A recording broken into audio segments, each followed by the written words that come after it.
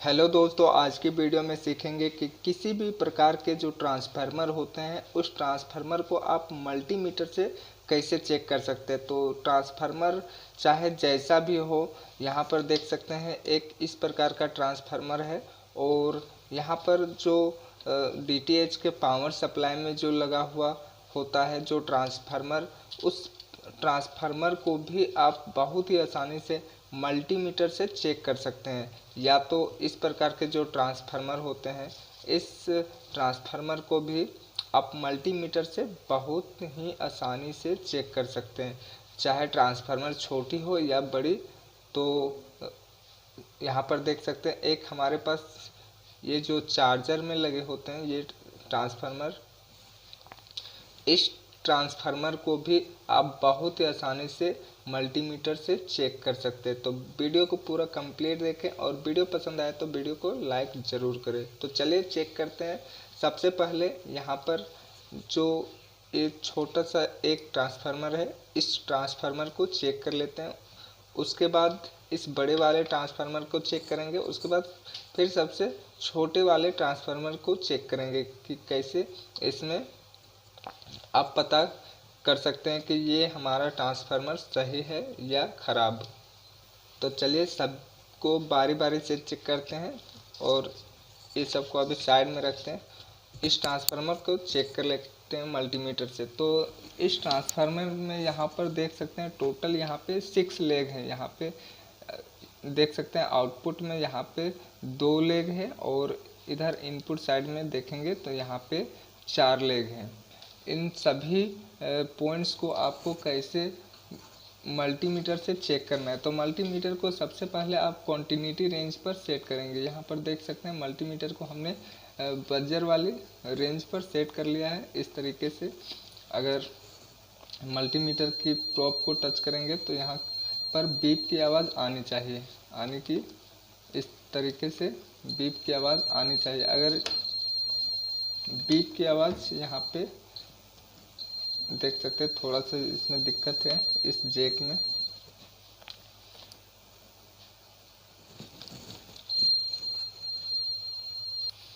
हाँ, तो अब इस तरीके से यहाँ पर मल्टीमीटर को चेक करेंगे तो यहाँ पे हमारा मल्टीमीटर बिल्कुल अभी ठीक है। तो इस ट्रांसफार्मर में जो वाइंडिंग होती है वो इस तरीके से होती है। एक कॉइल को लपेट के एक पॉइंट बनाया जाता है और जो दूसरे पॉइंट कॉइल की बनती है वो हमारे यहाँ पे होती है। इस तरीके से कॉइल को लपेटा जाता है यहाँ पे। तो इन दोनों पॉइंट्स को आपस में अगर चेक करेंगे तो यहाँ पे मल्टीमीटर में बीप की आवाज़ आनी चाहिए इस तरीके से।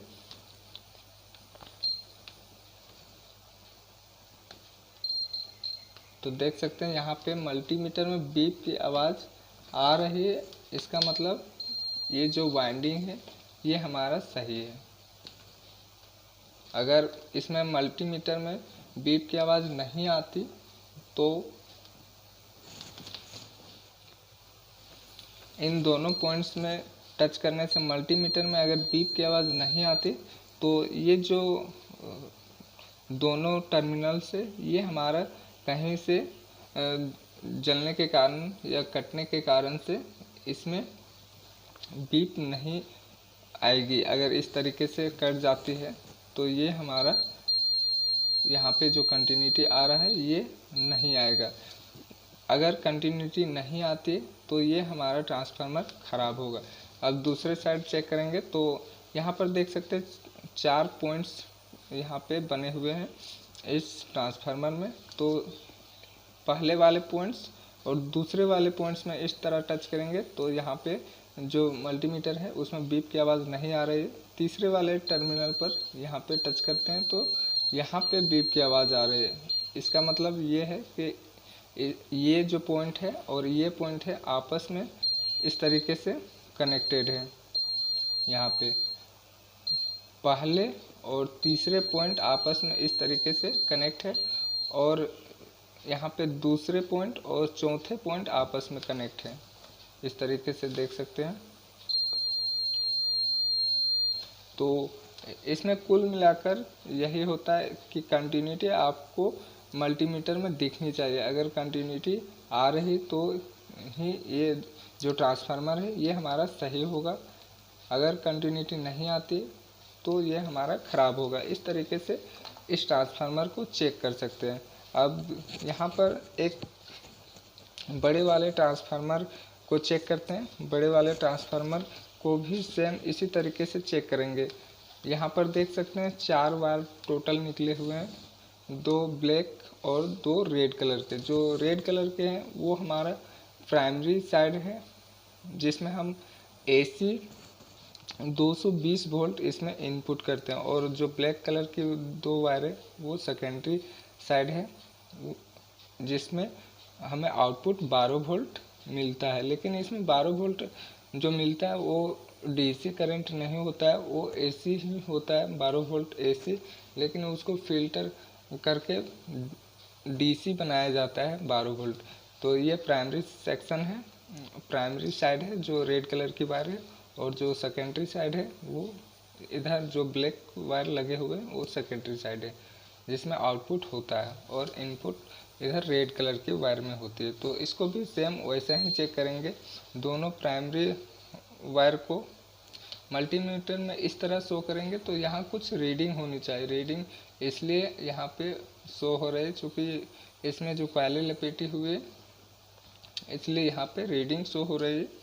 और सेकेंडरी सेक्शन को भी आप वैसे ही चेक कर सकते हैं। अगर ये जो ट्रांसफार्मर है कभी कभार जलने के कारण से आपस में शॉर्ट हो जाती है, तो ये जो ट्रांसफार्मर है ये हमारा शॉर्ट है या नहीं, आप इसको ऐसे चेक कर सकते हैं। एक प्राइमरी वाइंडिंग और एक दूसरे साइड की सेकेंडरी वाइंडिंग को आपस में इस तरीके से मल्टीमीटर से चेक करेंगे तो यहाँ पे कोई कंटिन्यूटी नहीं आनी चाहिए। अगर इस तरीके से कंटिन्यूटी आती है तो इसमें जो कॉइलें लपेटी हुई रहती है वो पूरी तरीके से जलने के कारण आपस में शॉर्ट हो जाती है, जिसके कारण से ये यहाँ पे मल्टीमीटर में बीप की आवाज़ या कंटिन्यूटी आने लगती है। तो इस तरीके से भी इसको ख़राब माना जाता है। तो इसमें इस तरीके से कंटिन्यूटी नहीं आनी चाहिए। कंटिन्यूटी हमेशा इस तरीके से आनी चाहिए। देख सकते हैं मल्टीमीटर में यहाँ 138 के समथिंग यहाँ पे कुछ रीडिंग शो हो रहा है। यहाँ पे रीडिंग शो हो रहा है, इसका मतलब ये जो प्राइमरी वाइंडिंग है ये हमारा सही है। अब सेकेंडरी वाइंडिंग को चेक करेंगे। इस तरीके से दोनों ब्लैक वायर को एक साथ इस तरीके से चेक करेंगे तो यहाँ पे कोई कंटिन्यूटी या रीडिंग नहीं आ रहा है। इसका मतलब ये जो सेकेंडरी वाइंडिंग है ये हमारा कहीं से कटा हुआ है, इसलिए यहाँ पे कोई रीडिंग शो नहीं हो रहा है। इस तरीके से आप बड़े ट्रांसफार्मर को चेक कर सकते हैं। अब यहाँ पे एक चार्जर में जो लगा हुआ होता है उस ट्रांसफार्मर को चलिए चेक कर लेते हैं। इसमें भी टोटल यहाँ 6 लेग यहाँ पे इस ट्रांसफार्मर में भी हैं, 2 लेग इधर और 4 लेग इधर। तो इसको भी सेम वैसे ही चेक करेंगे जैसे इस ट्रांसफार्मर को चेक किए थे। तो जिधर 2 लेग है आपस में इस तरीके से टच करेंगे तो यहाँ पे देख सकते हैं बीप की आवाज़ आ रही है। तो ये जो बीप की आवाज़ आ रही है ये हमारा यहाँ पे इसकी जो वाइंडिंग है ये सही है। अब दूसरे साइड चेक कर लेते हैं। यहाँ जिधर 4 लेग्स निकले हुए हैं इसको चेक करेंगे। देखिए पहले और दूसरे पॉइंट्स को जब चेक करते हैं तो यहाँ पे देख सकते हैं बीप की आवाज़ आ रही है, इसका मतलब इसकी जो वाइंडिंग है ये सही है। अब तीसरे और चौथे पॉइंट्स को एक साथ इस तरीके से आप टच करेंगे तो यहाँ पे भी बीप की आवाज़ आ रही है इस तरीके से, तो इसका भी वाइंडिंग सही है। इस तरीके से बहुत ही आसानी से मल्टीमीटर से ही आप ट्रांसफार्मर को चेक कर सकते हैं। अब जो DTH पावर सप्लाई में लगे होते हैं इस प्रकार के जो ट्रांसफार्मर, इसको कैसे चेक करेंगे? तो इसको भी सेम वैसे ही चेक करेंगे। तो इसमें भी देख सकते हैं, इसमें यहाँ पे आपको दिखाना चाहेंगे तो इस ट्रांसफार्मर में जो प्राइमरी सेक्शन में जो पॉइंट्स लगे हुए हैं वो उसकी संख्या यहाँ पर देख सकते हैं 1 2 3 4। यहाँ पे 4 लेग यहाँ पे इनपुट में लगे हुए हैं और आउटपुट में इस जो ट्रांसफार्मर है, इस ट्रांसफार्मर के आउटपुट में यहाँ पर देख सकते हैं 5 पॉइंट बने हुए हैं 1 2 3 4 5। इस तरीके से 5 पॉइंट यहाँ पर आउटपुट में बने हुए हैं और इनपुट साइड में यहाँ पे 4 लेग बने हुए हैं। तो इन सभी को भी सेम वैसा ही चेक करना है, एक दूसरे के साथ में इस तरीके से चेक करेंगे। तो यहाँ पे देख सकते हैं सभी में कंटिन्यूटी आ रही है, इसका मतलब ये सही है, कंटिन्यूटी आनी चाहिए मल्टीमीटर में। उसके बाद आपस में इस तरीके से चेक करेंगे तो यहाँ पे कंटिन्यूटी नहीं आनी चाहिए इस तरीके से, और इस तरीके से चेक करेंगे तो यहाँ पे कंटिन्यूटी आनी चाहिए, तब जाके ये ट्रांसफार्मर जो है ये हमारा सही होगा। तो उम्मीद करते हैं ये वीडियो आपको ज़रूर पसंद आई होगी। वीडियो को पूरा देखने के लिए बहुत बहुत धन्यवाद।